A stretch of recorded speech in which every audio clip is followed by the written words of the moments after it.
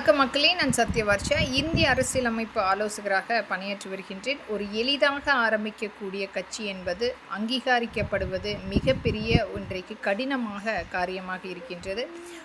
புதிதாக வரக்கூடிய கட்சிகள் அவர்களுடைய பணபலத்தாலும் பதவி பலத்தாலும் மக்களுக்கு முன்கூட்டியே மிகப்பெரிய அளவில் முகம் தெரிந்தராக இருந்தால் மட்டுமே அங்கீகரிப்பு கிடைத்து கொண்டிருக்கின்றது. இன்றைக்கும் எத்தனையோ அவர்களுடைய சமூகத்தை சார்ந்து வரக்கூடிய நபர்கள் ஒரு கூட்டணி கட்சியில் 2 அல்லது 3 சீட்டுக்காக கை கட்டி நின்று கொண்டிருக்கின்றார்கள். நிராகரிப்பு மட்டுமே அதிகமாக கிடைத்து கொண்டிருக்கின்றது.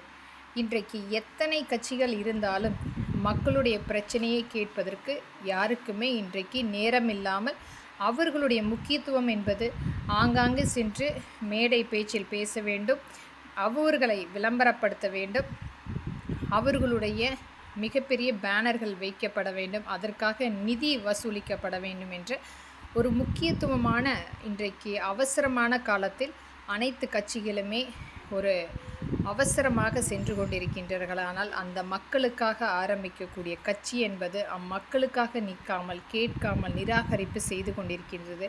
இது முழுமையாக என்னுடைய கடந்த 5 வருடங்களில் எத்தனையோ கட்சிகளிடம் உதவி கேட்டிருக்கின்றேன். ஆனால் இங்கு வெறும் விளம்பர மாடலாக மட்டுமே மக்களிடத்தில் அவர்கள் கொள்கை ரீதியாக எடுத்துரைத்து கொண்டிருக்கின்றார்கள். நிராகரிப்பு எத்தனையோ இன்றைக்கு நம்மளுடைய வசதிகள் வந்தாலும் தொலைபேசியில் வாயிலாக நேரடியாக சென்று உதவி கேட்கலாம் என்றால் நம்மை மீண்டும் மீண்டும் ஒரு புண்படுத்தி ஏழையாக இருப்பதன் காரணமாக அவர்களுக்கு ஒரு விஐபி கிரேடராக பென்ஸ் காரிலோ அல்லது மிகப்பெரிய ஒரு விலை உயர்ந்த காரிலோ சென்றால் அங்கீகரிப்பு போவதற்கு முன்னால் கிடைக்கும். ஆனால் ஒரு ஏழை எளிய மக்களுடைய நிராகரிப்பு என்பது இன்றைக்கும் அனைத்து கட்சிகளுமே கொடுத்து கொண்டிருக்கின்றது.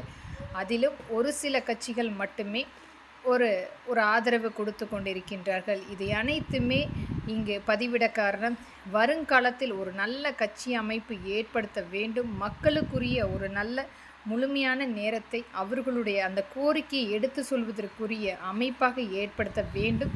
இது மக்களுக்குரிய கட்சியாகவும்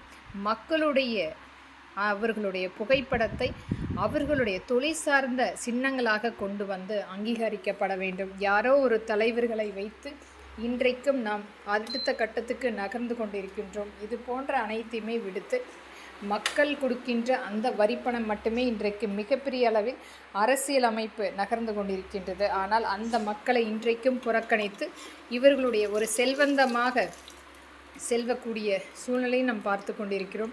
இனி வரும் காலம் கண்டிப்பாக இளைய சமுதாயத்தின் காலமாக இருக்கட்டும். நன்றி, வணக்கம்.